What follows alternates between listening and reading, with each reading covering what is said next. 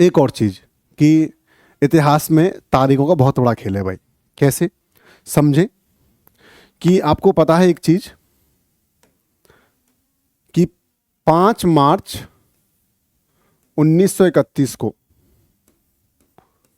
5 मार्च 1931 को भाई महात्मा गांधी और इरविन के बीच क्या है, समझौता होता है। ठीक है, 5 मार्च 1931 को। ठीक है भाई। और 29 मार्च 1931 को कांग्रेस का कराची अधिवेशन होता है, जिसके जो अध्यक्ष थे वो अध्यक्ष कौन थे भाई? सरदार वल्लभ भाई पटेल। ठीक है भाई। इन बिटवीन एक तारीख है, वो है 23 मार्च 1931। इस दिन क्या हो रहा है?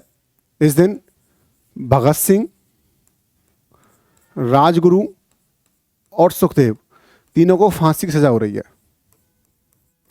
ठीक है भाई। समझें कुछ चीजें कि 5 मार्च 1931 को गांधी जी और इरविन के बीच समझौता हुआ। तो क्योंकि गांधी जी गए थे, गांधी जी सवर्णीय अवज्ञा आंदोलन चला रहे थे भाई।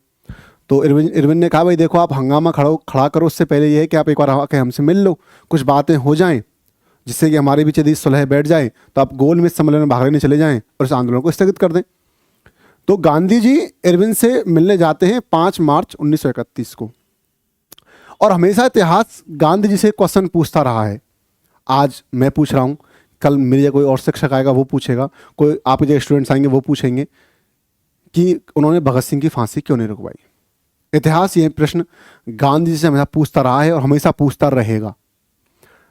अब पहली बात तो यह कि जब वो इरविन से मिलने गए तो गांधी जी ने भगत सिंह की बात बिल्कुल बाकायदा उठाई थी कि भाई हमारे जो लड़के हैं भगत सिंह, जिनमें एक है भगत सिंह जी को फांसी ना दी जाए। उन्होंने बात उठाई, लेकिन इरविन ने उनकी बात नहीं मानी। इरविन ने यह कहा कि हम जो है वो केवल राजनीतिक कैदियों को रिहा करेंगे और जो मर्डर में अंदर हैं उनको हम रिहा नहीं करेंगे। ऐसा कहा इरविन ने गांधी जी से। अच्छा, एक आपके मन में भ्रांति ये भी है कि भगत सिंह को असेंबली में बॉम्ब फेंकने के ऊपर फांसी की सजा हुई थी। नहीं बेटा, भगत सिंह को असेंबली में बॉम्ब फेंकने के ऊपर फांसी सजा नहीं हुई थी। जो भगत सिंह को बेटा फांसी की सजा हुई थी वो हुई थी सैंडर्स को गोली मारने पर। ठीक है भाई यदि बम फेंकने के ऊपर सजा हुई होती तो जो उनके साथ बटुकेश्वर दत्त थे उन्हें भी फांसी होती, क्योंकि वो भी भगत सिंह के साथ ही थे बॉम्ब फेंकने में। बट बॉम्ब फेंकने पर सजा हो सकती थी लेकिन फांसी नहीं हो सकती थी। तो अंग्रेजों ने पुराना केस उखाड़ा। ठीक है, कुछ सबूत इकट्ठे किए, सबूत थे भी नहीं, ज़बरदस्ती इकट्ठे किए, और भगत सिंह को, राजगुरु को और सुखदेव को फांसी की सजा सुनाई, और जो उनके साथ 8 लोग और जो इस षड्यंत्र में शामिल थे उन्हें काला पानी की सजा दी। अब प्रश्न आता है कि क्या गांधी जी भगत सिंह की फांसी रुकवा सकते थे? देखो, पहली बात तो यह है कि जब सवर्णीय अवज्ञा आंदोलन एक बड़ा रूप लेने वाला था तब इरविन ने कहा भाई आप आके हमसे मिल लो। तो गांधी जी ये कर सकते थे कि भाई मैं आपसे आकर मिल लूंगा ही तब जब भगत सिंह की फांसी रुक जाएगी। गांधी जी ये कर सकते थे कि भाई मैं आपसे मिल लूंगा लेकिन हमारी शर्त यही है कि भगत सिंह को फांसी ना हो।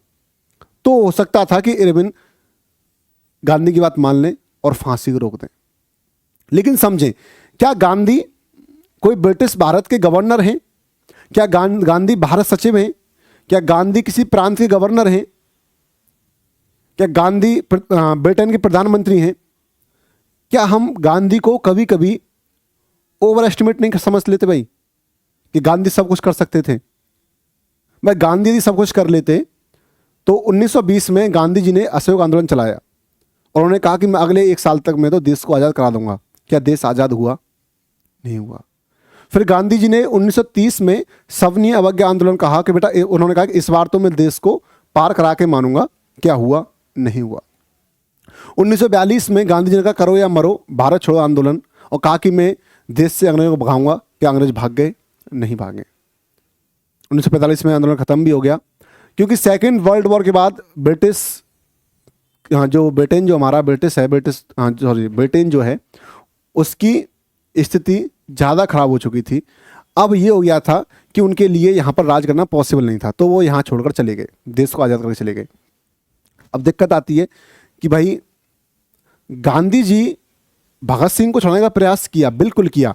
इरविन के सामने गांधी जी ने बोला भी था कि भाई भगत सिंह को आप फांसी ना दें, लेकिन उनकी बात नहीं मानी, क्योंकि अब भगत सिंह जो थे वो ज्वाला बन चुके थे, आग का गोला जो धधक रहा था। उन्हें पता था यदि भगत सिंह को हमने छोड़ दिया तो क्रांतिकारियों में एक और ये तूफान भर देगा और न जाने कितने भगत सिंह और पैदा हो जाएंगे।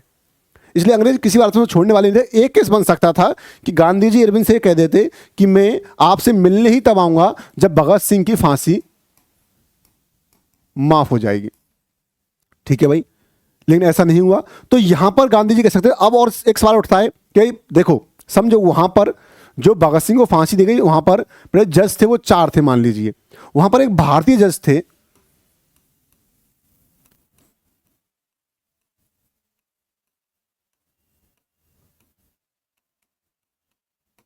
आगा हैदर, ठीक है भाई, आगा हैदर, हैदर आगा, ठीक है, आगा हैदर जो भारतीय जज थे, उन्होंने भगत सिंह की फांसी के अगेंस्ट में उन्होंने कहा था भाई देखो मैं फांसी के बिल्कुल अगेंस्ट हूं, मैं नहीं चाहता भगत सिंह को फांसी हो, क्योंकि प्रॉपर आपके पास सबूत नहीं है।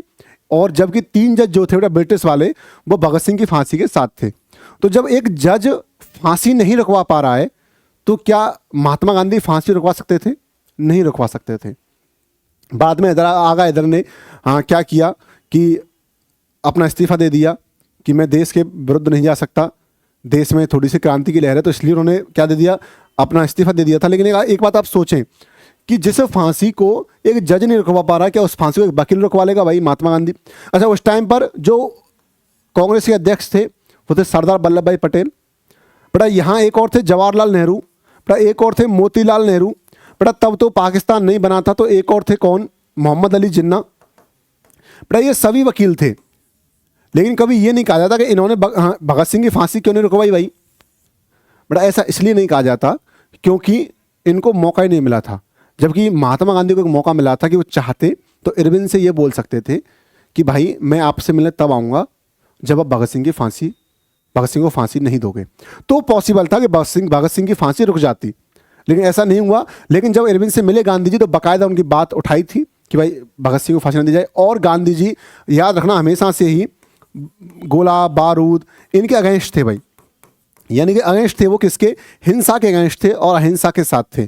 तो उनका मानना था कि जो भगत सिंह जिस रास्ते पर है वो अहिंसा का रास्ता है और अहिंसा के रास्ते पर चलकर कभी भी आज़ादी नहीं पाई जा सकती, ठीक है।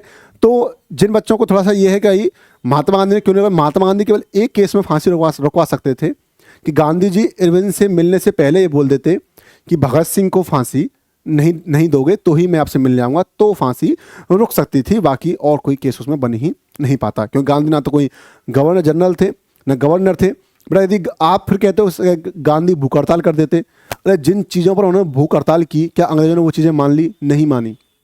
गांधी के लिए एक सामान्य इंसान थे, क्योंकि गांधी गवर्नर जनरल नहीं थे कि उनकी बात मानी जाएगी। यदि गांधी की बात मानी जाती तो देश 1920 में आज़ाद हो गया होता, 1930 में, 1942 में।